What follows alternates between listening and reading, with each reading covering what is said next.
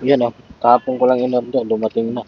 Ito, bilis dumating ng aking order na pump. Air pump. Yan, product instruction to. Kung dumating na agad, ina-assemble na ni Edward.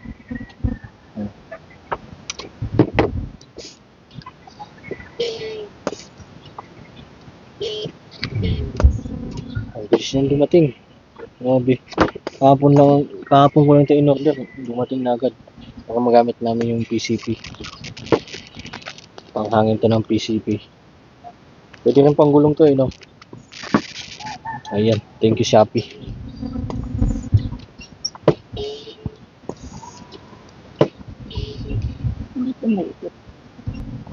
Ayan, ayos na. Kunin lang natin yung barrel. Ayan. Nabumba na ni Edward doon ng mga 20. 1.5 na. Mga 1.5 siya. Kulang pa yan. Kasi yung max nito ay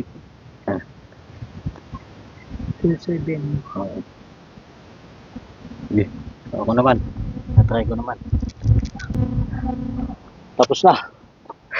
2,000 PSI ang kinarga namin sa tangke.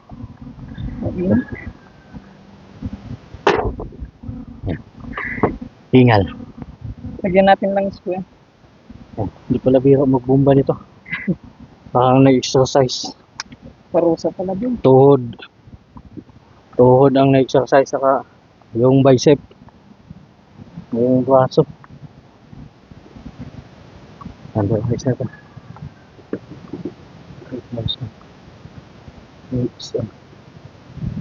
Kulang ng konti.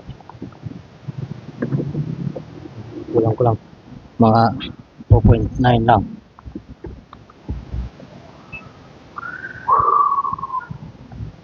Yes, pwede ito. Hunting site na lang ng telescope to eh. So yun. Next vlog naman yung hunting. Sama namin kayo. Tingnan natin kung mabibinyagan natin ng mga wild duck dyan sa palayan.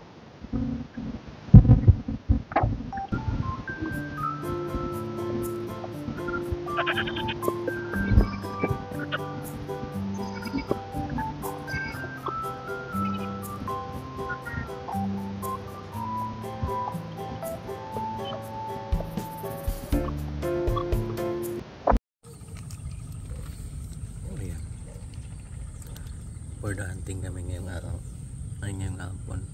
Kanina pa kami naliligo sa ulan, buti tumila na. Umuwi muna si Edward kanina. Kumuha siya ng speaker pang malakas ang technique ngayon no?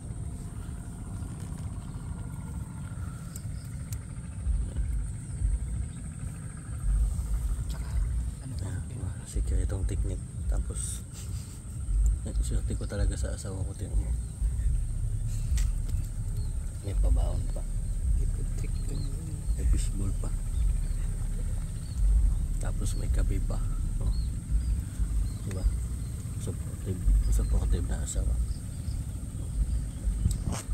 Dito kami, dala ko yung baril namin na PCP ito. Yung isang barrel pinawi ko na muna doon kay Edward. Tama, ang dami ko pang sa mukha, yung ipil. Antay-antay lang kami dito ng target namin. Nandito kami sa gilid ng fish pond,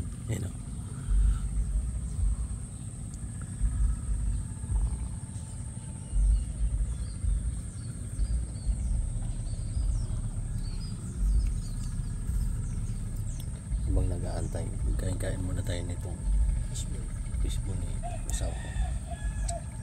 Yummy hotdog, may tumi,